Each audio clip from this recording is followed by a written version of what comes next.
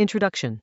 Volume 23 begins with the Greyret household entering a new kind of fear. The war against Hidegami is still far away, but danger suddenly appears inside Rudius's own family. Sylphie gives birth to Rudius's fourth child, a boy named Sigart. The family should be celebrating, but everyone immediately notices the child's bright green hair. In this world, green hair carries a frightening meaning because it reminds people of Laplace. Rudius tries to stay calm, but he understands why this omen terrifies everyone around him. The peace of the home is broken when a familiar connected to Peruginus appears and delivers an order.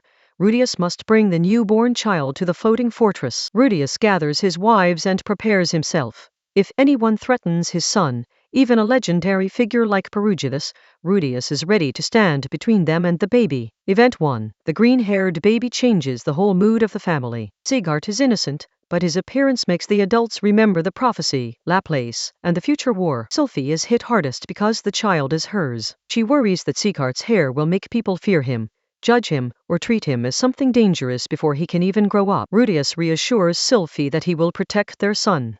Still, deep down he knows that simple words may not be enough when Peruginus is involved. Roxy and Eris also stand with the family. Their presence matters because this is not only Sylphie's child.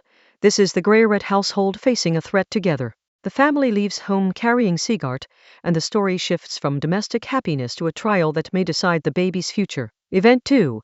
Rudius arrives before Peruginus with his family and newborn son. The atmosphere is formal and tense, because Peruginus has a deep history with Laplace and cannot ignore the child's green hair. Peruginus does not attack immediately, but his judgment is frightening. He wants to know whether this child is connected to Laplace or whether Rudius will still oppose Laplace if the worst possibility comes true. Rudius answers as both a father and an ally. He says he still intends to fight Laplace, but he also makes it clear that he will not casually abandon his child. This is the heart of the trial.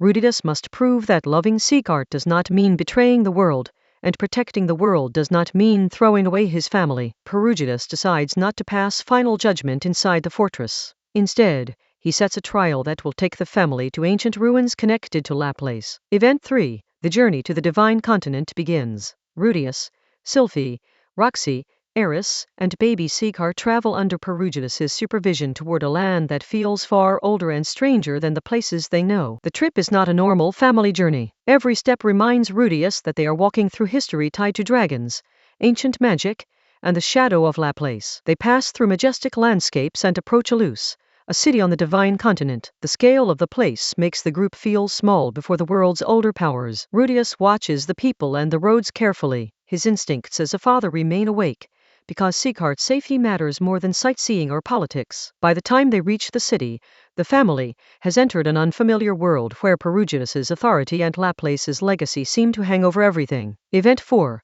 The christening takes place in an ancient ruin connected to Laplace. The setting feels heavy, as if the past itself is watching the child. Sigart is brought forward while Rudius and the others wait in silence. Everyone understands that the result may shape how the world treats him in the future. The ritual examines the child and the meaning of his green hair. For Rudius, every second feels like a test of his ability to protect his own family. The answer brings relief. Sigart is not treated as Laplace reborn, and Peruginus does not condemn him as an enemy. Instead of ending in tragedy, the christening becomes a moment of fragile acceptance. Sigart receives a path forward as himself, not merely as an omen. Event 4.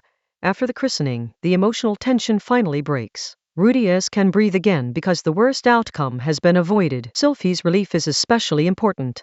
She can finally look at her son without the same crushing fear that the world will take him away. Roxy and Eris share in the moment in their own ways. The family's unusual shape becomes a strength here, because all three wives stand together around the child. Peruginus's decision does not erase future danger, but it proves that Rudius's family has survived the first major test surrounding Sigart. The group returns from the divine continent changed. Rudius has protected his son, but he has also been reminded that fate will always reach toward his household. Event 4. The story then shifts to Nanahoshi and her research. She continues trying to create a way back to her original world, and the experiment now reaches a major stage. The teleportation device is magnificent and complex, combining research, magic circles, and years of effort. For Nanahoshi, this is not just science, it is her hope of returning home. Rudius and the others support the attempt, knowing how much it means to her. If it works, The door between worlds may finally open. The device activates, but the result is not the success everyone hoped for. Something interferes, and the attempt to return Nanahoshi to Earth fails. The failure crushes Nanahoshi emotionally and physically. The dream she has carried since arriving in this world suddenly feels farther away than ever. Event 4. Nanahoshi begins analyzing why the attempt failed. Her conclusion is frightening because the problem may not be in the device itself, but somewhere in the future. She suspects that another person from her original world, Akito Shinohara, may be connected to the timeline in a way that prevents her return. This changes the scale of the mystery. Nanahoshi's problem is no longer just teleportation. It may involve causality, time, and events that have not happened yet. Rudius reports these findings to Orsted, who understands the weight of time loops and future interference better than anyone else. By the end of this section, Nanahoshi's fate feels unresolved. She has not given up, but the path home is now tied to mysteries far beyond ordinary magic. Event 4. Rudius returns to his work with Orsted. The search for Hitagami's side continues, and the most important immediate target is still Geese. Orsted and Rudius discuss intelligence, possible enemy movements, and the need to locate powerful people connected to Geese's future plans. The search points Rudius toward the Sword Sanctum and the Conflict Zone. These are places tied to powerful fighters and old connections from his past. Eris joins him for this journey, which makes sense because the Sword Sanctum is part of her history and because she is one of Rudius's strongest protectors. The trip becomes more than a mission. It forces Rudius and Eris to revisit memories, old wounds, and people who knew them before their current life together. Event 4. At the Sword Sanctum, Eris returns to the place where she trained so brutally after leaving Rudius behind. The atmosphere is filled with swords, discipline, and pride. Rudius sees again how much this place shaped the warrior Eris became. They learn that the world of sword masters has changed. Galfarian is no longer simply sitting in his old position, and new power balances have formed among the strongest swordsmen. For Eris, revisiting the Sword Sanctum is not just about gathering information. It is also a reminder of the choice she made when she left Rudius to become strong. Rudius and Eris leave with more clues, but also with the feeling that the strongest fighters in the world are beginning to move toward the final conflict. Event 4. The journey continues into the Conflict Zone, a rough region where war, mercenary work, and survival shape everyday life. Rudius and Eris encounter Sarah and the Amazons again. Seeing Sarah reminds Rudius of his lonely period before he reunited with Sylphie, and later reconciled with Eris. The meeting is less painful than before because Rudius has already made peace with Sarah. Still, her presence quietly shows how many lives his past decisions touched. The party exchanges information and moves through dangerous territory, searching for traces of the North God Kalman and Geese. This section has the feeling of a road movie: old acquaintances, uneasy towns, mercenaries, and the constant sense that the enemy is always one step ahead. Event 4. In Hammerpolka, Rudius meets Zoldat again. Zoldat is the rough adventurer who once helped Rudius during one of the darkest periods of his life. At first, Zoldat is dealing with Millie's knights who are demanding he hand over a demonkind companion. Rudius steps in and realizes the situation is connected to his own request to hunt for geese. Rudius calms the knights and prevents the confrontation from escalating. The moment shows how much authority and experience he now carries compared with his younger self. Zoldat tells Rudius that Kalman was once in the region and had taught North God-style techniques, but he is no longer there. Before Rudius leaves, Zoldat reminds him how different he used to be. That casual reminder accidentally opens one of the most painful memories between Rudius and Eris. Event 4.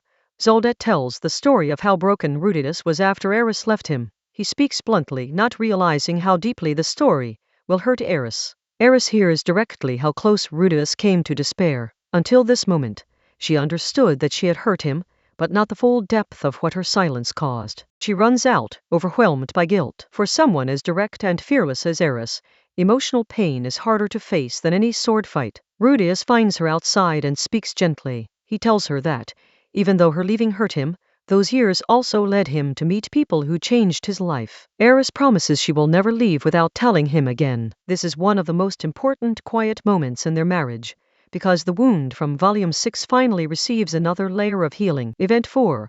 After that emotional conversation, Rudius and Eris visit the graves connected to Eris's parents, Philip and Hilda. The scene is quiet and heavy. Rudius imagines what must have happened after the teleportation disaster, and Eris faces the memory of the family she lost. They talk about marriage and the people who are no longer there to see it.